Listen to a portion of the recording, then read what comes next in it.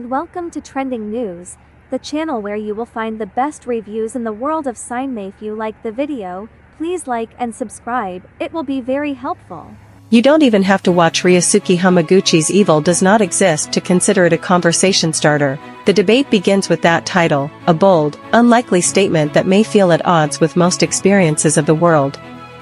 Watching the movie complicates that response even further, given some of the choices its characters make, and the harm they bring to others.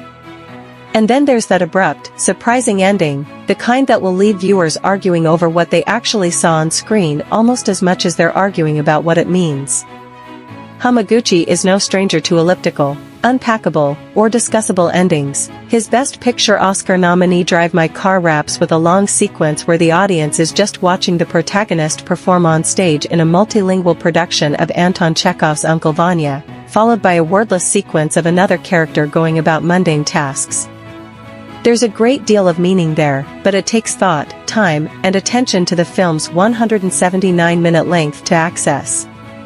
Evil Does Not Exist is shorter and tighter, but it still centers on a 20-minute scene where residents of a small community politely raise objections about a planned luxury development in the area. What is Hamaguchi getting at with Evil Does Not Exist? From its title, to its mysterious opening tracking shot, to that what's going on here? Ending, Polygon had a lot of questions about the movie. Speaking through a translator, we sat down with Hamaguchi to unpack the film. Evil Does Not Exist centers on a small rural village, Mizubiki, that's about to be disrupted by developers building a site for luxury camping, or glamping. At a town hall meeting, the locals object, and their thoughtful, thorough analysis of the project's flaws impresses the presenters, Takahashi, Ruji Kosaka, and Mayuzumi, Ayaka Shibutani. But when they share the objections with their boss, they learn he doesn't actually care about making the project sustainable or even profitable. He just cares about the pandemic-era development grants he'll earn if he gets the proposal in ahead of a deadline.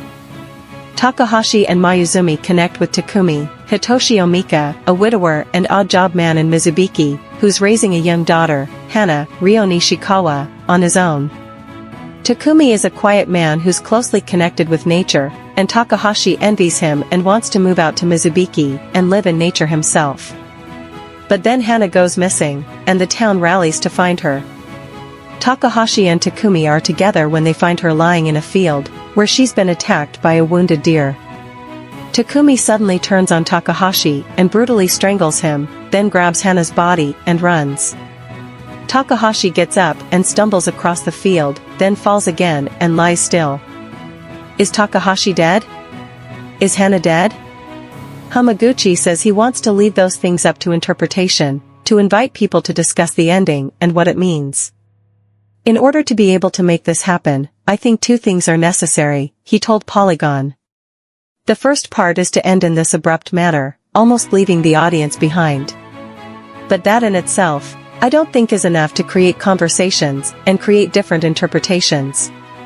It really relies on what the characters do up until that point.